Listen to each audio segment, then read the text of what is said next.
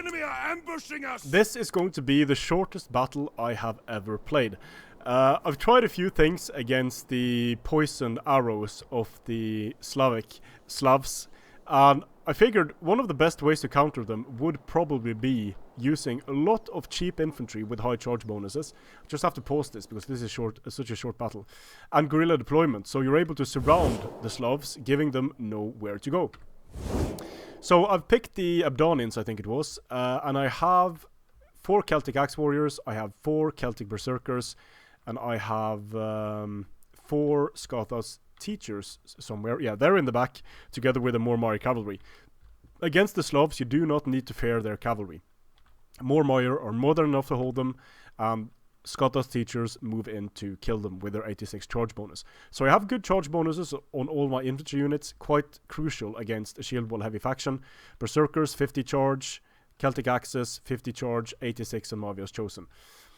So we're starting off very, very close to each other here. You can see Obelix has deployed his army in sort of 2 sections, but it's not going to help him much, I think. So I'm going to be very aggressive with my round shield raiders. Put the pressure on straight away. I do not have any skirmishers. Just want to get that volley off. I am taking fire on these guys. Then I'm going to turn around and give Svarog's raiders a charge. I just want to start removing units as quickly as possible.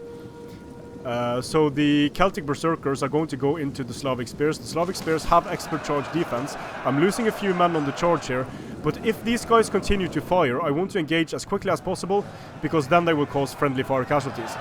So sending in the Celtic Berserkers here as well. Sending in the round shield raiders into the Slavic hunters. These guys are already berserk, so that's good.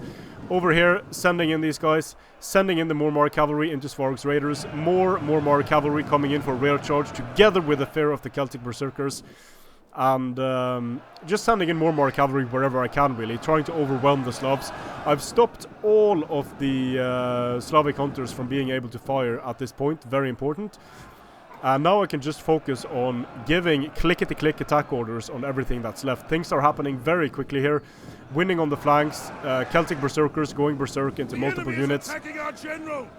And these Veles Chosen hardly had the time to pull out their axes before the rest of the army died around them. So the King's Fianna is a very good melee cavalry unit for being a sword unit. It has rapid advance. That rapid advance allowed me to get into these Svarog's Raiders and take them out quite quickly. Also using Brace, giving them... am I using Brace here? No, I'm not using Brace. I should have used Brace. To give them an increased attack against large. And also their precursors means that when they chase a unit like this, they're going to be throwing precursors and doing damage. So not much the poor Slavs could do here. They could of course have deployed all the way back here, but that would be risky. No matter where you deploy when facing the Celts, things can get risky because it's always a gamble. If you deploy here, the Celts could be here. If you deploy here, the Celts could be here, here, and here. So it's very hard to prepare for the Celts, I think, and especially for the Slavs, since they lack the decisive cavalry punching arm to go and take out the Celtic cavalry very quickly.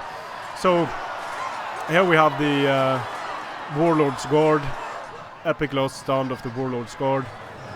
The Mormire overrunning another unit here. The King's Fianna is holding his own against the skirmish cavalry. He is slow, he's very heavy, but at this point it doesn't matter because the enemy general is dead and the rest of the army is just going to chain rout due to army losses.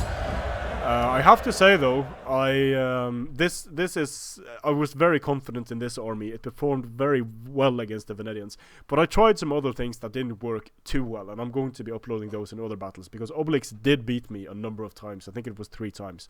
But I was fairly sure a Celtic army, Ebdanians, with these rules, max force the same, max cavalry, general excluded, the Ebdanians have a very good chance against the Slavic factions.